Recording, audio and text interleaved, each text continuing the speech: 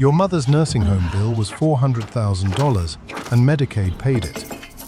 She has $30,000 left in savings. Does New York take that too? In New York, that answer comes down to one single line on one bank form. Stay right to the end and you'll know exactly what to write on it. Here's what nobody tells families. Medicaid isn't a gift, it's a tab. Every month she's in that home, the number grows, and nobody collects while she's alive. It just sits there waiting until the day she passes. Then the state adds up everything Medicaid spent on her care and looks at what she left. If there's anything it can reach, it files a claim. That's estate recovery. Every state must do it, because that's federal law, not New York greed. But take a breath, because the scary headlines miss two things. One, this only covers long-term care after age 55, not doctor visits, not prescriptions. Two, it's a claim on her estate, never against you. If she leaves $10,000 and the tab was $400,000, the state eats the rest. Your paycheck and your house are off the table because you didn't co-sign anything. So how much can New York actually touch? Here it gets weird. Federal law lets each state decide how far to reach, and half go after everything. New York tried it in 2011, reaching every asset that skipped probate. Joint accounts, life estates, all of it. And the law lasted just 1 year before being quietly repealed in 2012. To this very day, nobody's explained why. So today, New York recovers from one place only, the probate estate, which turns this $400,000 question into a much smaller one. Picture two buckets in your mind, because everything she owns falls into one or the other. Bucket 1 holds whatever sits in her name alone, with nobody named. Nobody knows where it goes, so a judge decides. That process is probate. Bucket 2 holds everything already named, like life insurance with a beneficiary, a retirement plan with a beneficiary, a bank account with a payable-on-death designation. These never see a judge. New York can only reach Bucket 1. Bucket 2 it cannot touch, not won't, simply can't.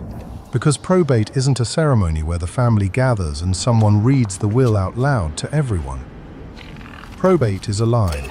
She dies, the estate opens, and a queue forms. The funeral home, the hospital, the credit card company, everyone takes a number.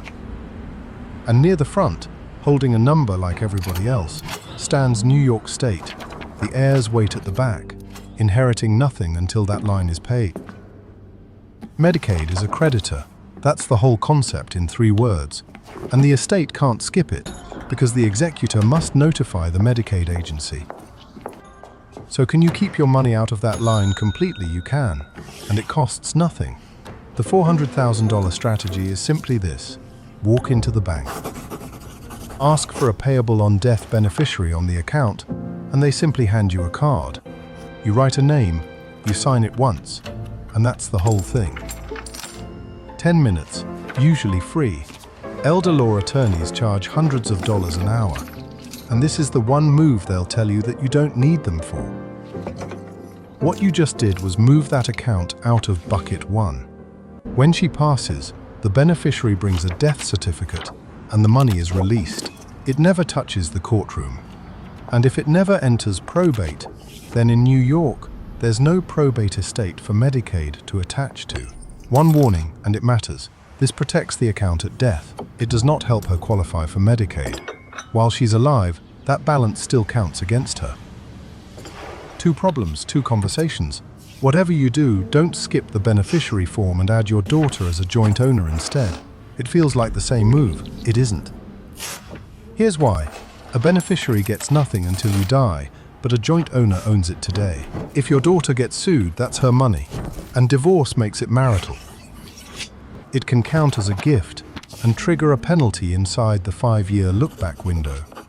If you're caring for a parent in New York and you're not sure where you stand, don't guess. The consultation link is waiting in the description below. Subscribe so you don't miss the house video. Drop your question down in the comments. Every single one gets read. And we'll see you in the next one.